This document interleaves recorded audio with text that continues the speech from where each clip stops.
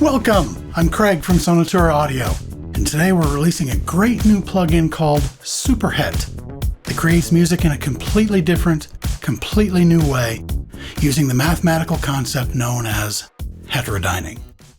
So what is heterodyning?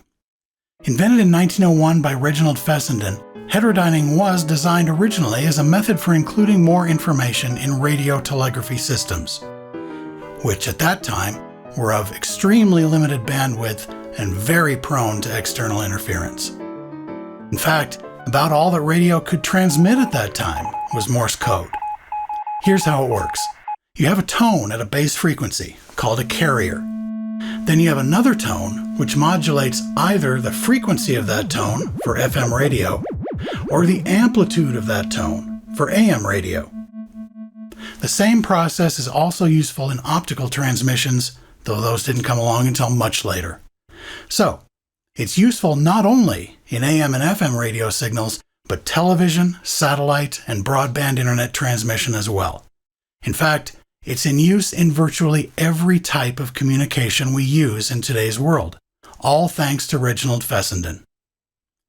So, since you're watching this on the internet, that means you're using heterodyning right this second. You're soaking in it. Dishwashing liquid? So what does this have to do with music? Well, the bridge between radio heterodyning and the world of music was first accomplished by Leon Theremin and his theremin, which uses heterodyning to create its tones. So does that mean that Superhet produces a theremin sound? No, not at all. Superhet uses heterodyning in a completely different way. Rather than using carrier and modulator frequencies, it uses the result of those, which are sum and difference frequencies, to create pitches based on notes you play on a MIDI keyboard. Let's look at an example. We press one note, A 440 Hz. I should mention here that pressing one note will not result in hearing anything. For the sum and difference calculations to work, we must press at least two notes before we hear anything. So let's also press C sharp 554.37 Hz. The difference between those two frequencies is 114.37 Hz, and the sum is 994.37 Hz. So what you hear is a tone of about 114 Hz and another at about 994 Hz. And those pitches will change as different keys are pressed. They're not musically related, at least in the sense of the 12-tone Western scale. Rather, they are mathematically related only. An interesting facet of our 12-tone scale is that when you play a song in a different key, all the relationships are still the same. The song still makes sense no matter what key you play it in. With heterodyning, that rule still holds true. From key to key, the mathematic relationship remains, as well as the musical one. So playing something you've come up with in a key that's different from the compositional key will still retain the same sensibility. But, since the mathematical relationships change with every set of keys pressed, that means you have hundreds, actually thousands of possible scales to utilize. Now I agree that's a steep hill to climb, but it also means that the possibilities are quite wide-ranging. Let's look at a couple of ways to make useful pitches in composition. These are two of the most common ways of doing it, and this is how you'll start, but there are other considerations too. The manual for Superhet details about 20 different ways of making music and sound effects. Anyway, let's get to it. Method number 1. Playing two notes together. This is the first thing you'll try, and it reveals a crucial detail about Superhet. When you play notes, those original pitches are not heard. You will only hear the resulting sum and difference pitches. So those of you with perfect pitch or relative pitch will have a very confusing time of it if you're watching the keys when you play. A subset of this method is to reverse engineer the notes which you want to hear and playing the keys which will cause those pitches to appear. There's a handy tool on the Sonatura website, linked in the description, to help you out with this. But remember, we're talking about math, not 12-tone scales, so the resulting pitches will be close, but not exact.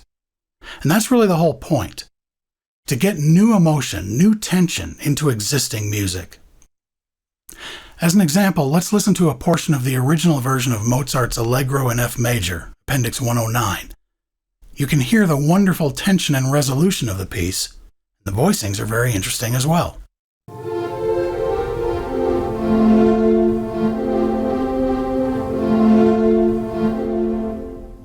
Now let's listen to the approximation accomplished by using the website tool to figure out which notes to play to get as close as possible to the original pitches. Now notice the idea is not to get the original pitches. That's not possible here.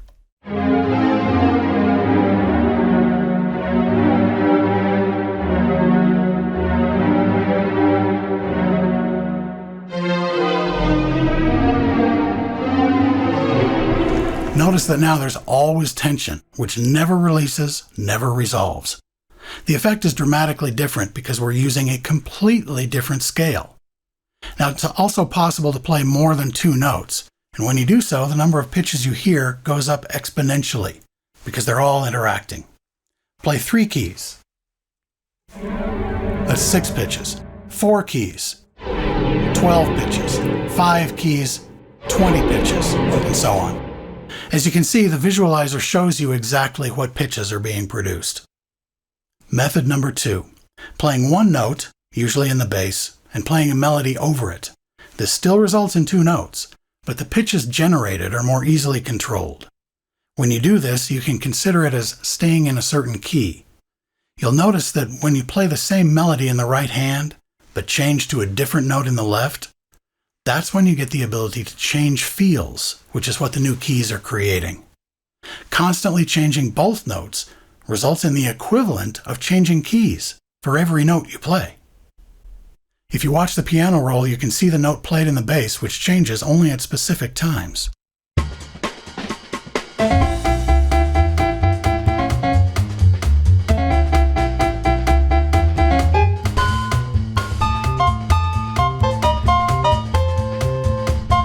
Playing jazz really brings out the strength of Superhet, because in jazz, you're expecting new and different pitch ideas, experimental scales, a different kind of tension and resolution than is prevalent in pop music.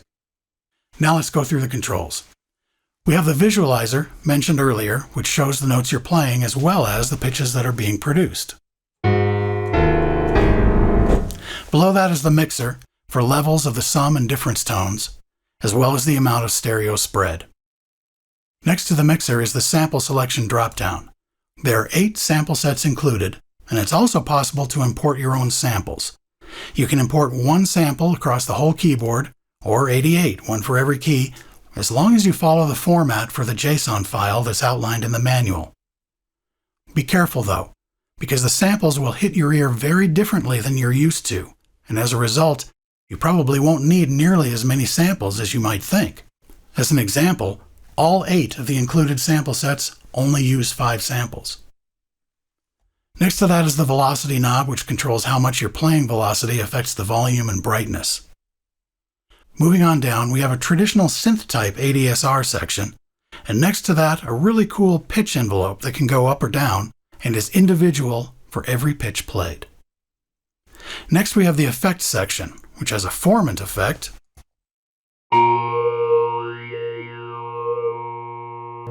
a ring modulator, and